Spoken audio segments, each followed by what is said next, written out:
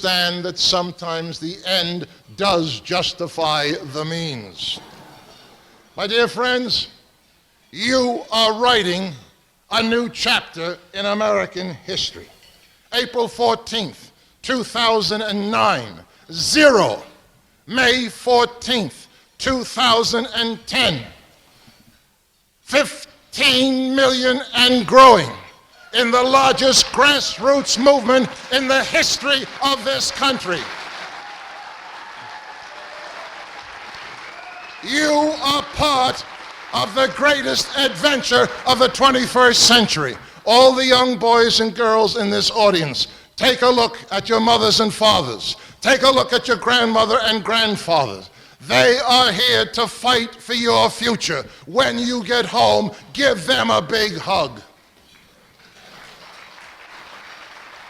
And I am here, my dear friends, to bear witness, having spoken to hundreds of thousands of your fellow citizens in every state in the Union, 18,000 in the Air Hogs Dallas baseball stadium, 55,000 in outdoor arenas along the Ohio River, 200 farmers on their tractors and their combines shouting in the middle of a wheat field in Kansas, "We're mad as hell and we're taking our country back."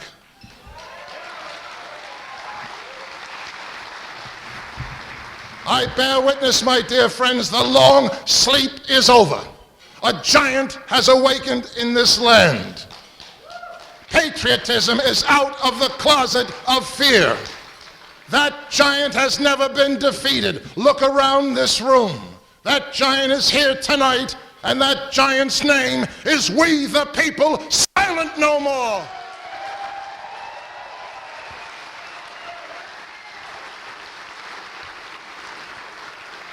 To every non-representing elected official in America, put your ear to the ground and hear a terrifying rumble making its way across this country, delivering a very simple and special message to you all. Pack your bags, your days are numbered.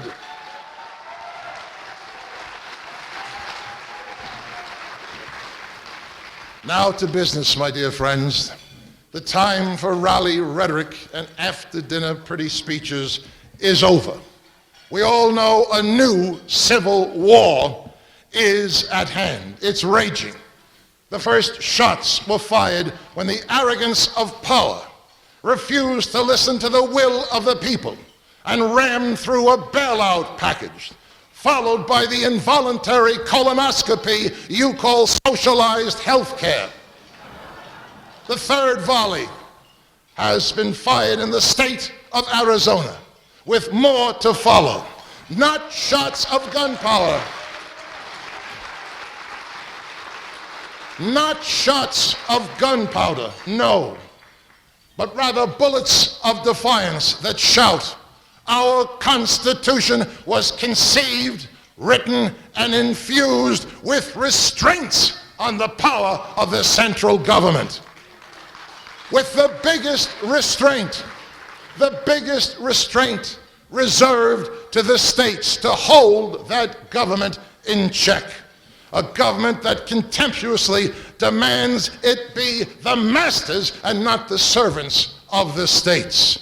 A government that refuses to enforce our immigration laws for political purposes. That government now has the perverted audacity to call Arizona's self-defense unconstitutional. How do we take back America? I respectfully suggest, my dear friends, follow Arizona's lead.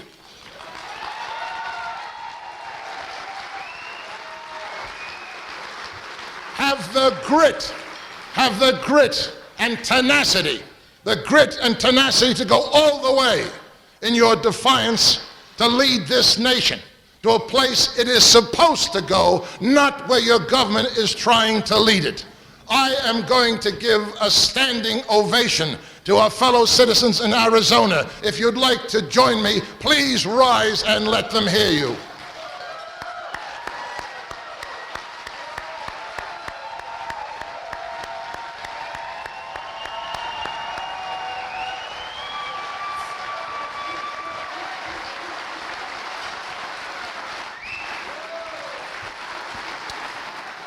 We are met tonight, my friends, in the middle of the greatest irony of any nation so conceived. Think of it.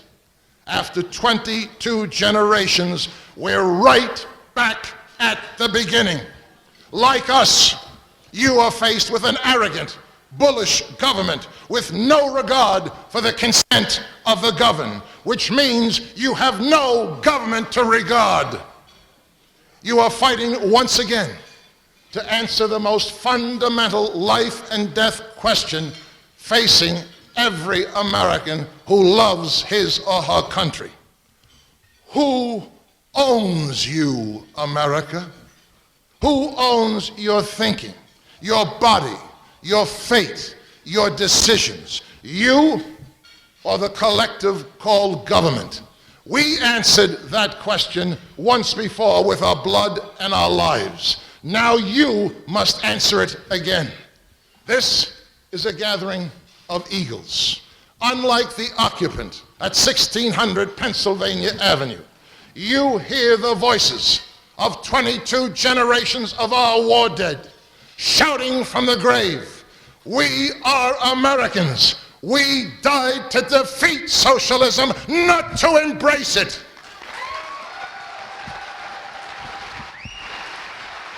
You are Americans. You are Americans. Unlike your president, you can produce a valid birth certificate. Containing, my dear friends, containing much more than your name, the date you were born, and your parents' name. Your birth certificate is 4 pages, 4,400 words long. It says all that you are and all that you can be has already been given to you in the past. And in the midst right now of its own death throes, it cries out to you. You have no future, America, unless you go back to the beginning and understand who you are as an American. You must rediscover the rights that have made you the greatest republic in history. And understand that all of your power, all of your laws come from God, not the government. Do you believe, America, we are still one nation under God? Do you believe?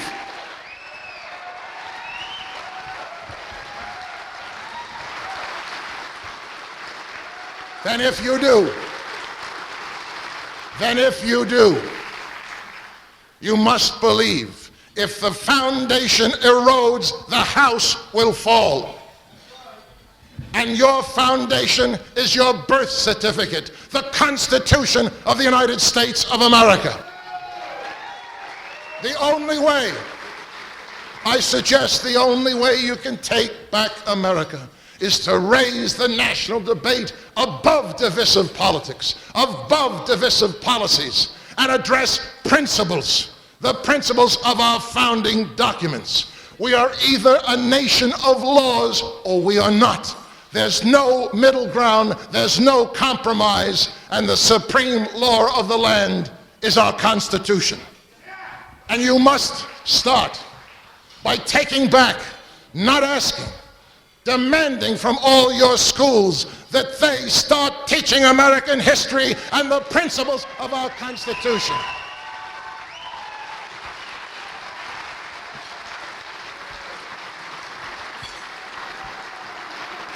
The Constitution is trash, man.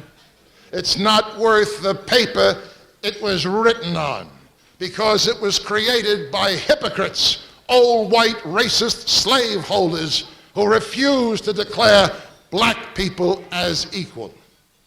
a 17-year-old senior in Columbia, South Carolina, interrupted Mr. Paine with those remarks.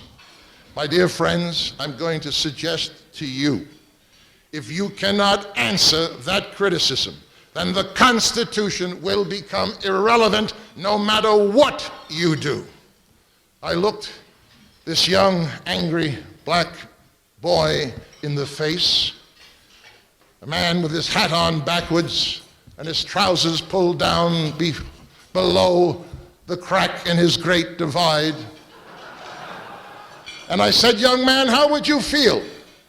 How would you feel if the first sentence in the chapter in the history of the civil rights movement said, Martin Luther King was a womanizer and unfaithful to his wife and his own preaching?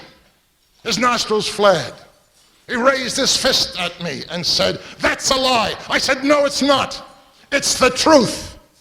It's a fact. But starting off a chapter on this brilliant and courageous hero's life with those facts is wrong, because it's out of context to what he accomplished and the times he lived in. Would it be right, young man, for white America to look at the facts that 72% of young black people are either in prison or soon will be, and that 50% of black students are dropping out of schools, and conclude that all black people are criminals and uneducated? He shouted again, that's dumb, man. That's really dumb. I said, I agree. So too you, all of us, black, white, have to put the founding fathers in context on the issue of slavery. The so-called social progressives who rewrite your history are making slavery the central issue in trashing our Constitution, about men who had to make a decision under great pressure. The debate, my friends, to abolish slavery started years earlier when the first government was formed under the Articles of Confederation. The southern states stood up and said they would walk out and no government would be formed if slavery were abolished. The northern states opposed them, but they compromised for the greater good of birthing a nation. In 1776, abolition was part of the first draft of the Declaration of Independence. I know, I wrote it. Again, the South said, keep it and there will be no government. On August 22nd, 1787, at the Constitutional Convention, the debate again raged, and again Georgia and South Carolina said the nation would not be born if slavery in the South was abolished. And young man, these 55 men you call hypocrites were faced with a life and death decision I pray you never have to make. Dear God, help me to choose the harder right instead of the easier wrong.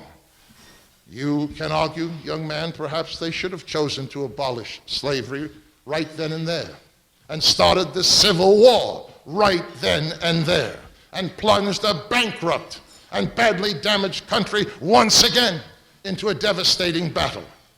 But they chose to birth America with slavery, as Colonel George Mason of Virginia said, knowing full well it was wrong, but with the hope that the abolition movement would grow and end this evil on our character. 7 founding fathers freed their slaves and became leaders in the states of their choosing for the abolition of slavery, including Benjamin Franklin.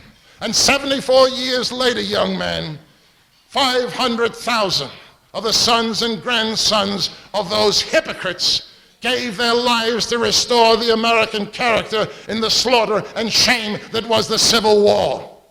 Make no mistake, young man, slavery is morally, ethically, and spiritually wrong. It was wrong in 1619 when the first boatload of slaves landed at Jamestown, and the colonials, the local people, burned that ship, freed the slaves, and imprisoned the captain. It was wrong 100 years before the American Constitution, when black tribal leaders in West Africa held their own people in slavery and sold them to Portuguese ship owners. Slavery was wrong in 1787 when the founding fathers made that terrible decision. It's wrong today when 3.5 million blacks are held in slavery by black slave owners in West Africa.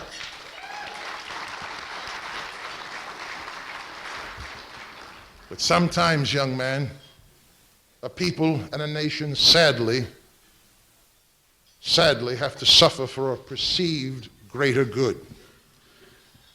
And one of Mr. Paine's most memorable moments in 16 months of traveling this great land many times happened.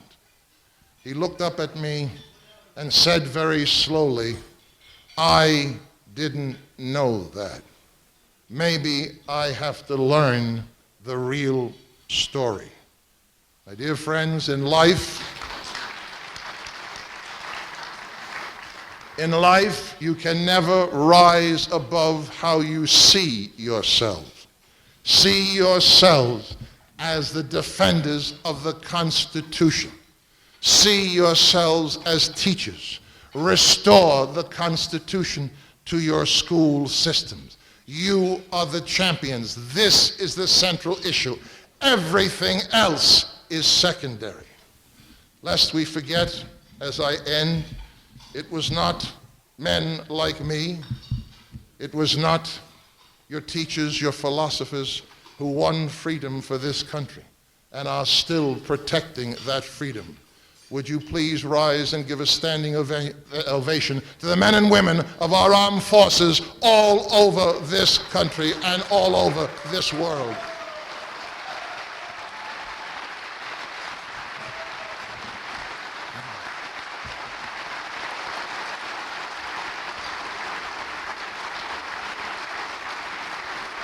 Would every man and woman in this audience remain standing?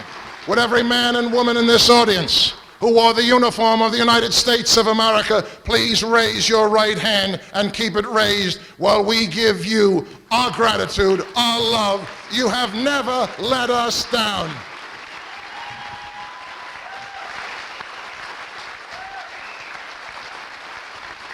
My name is Thomas Paine.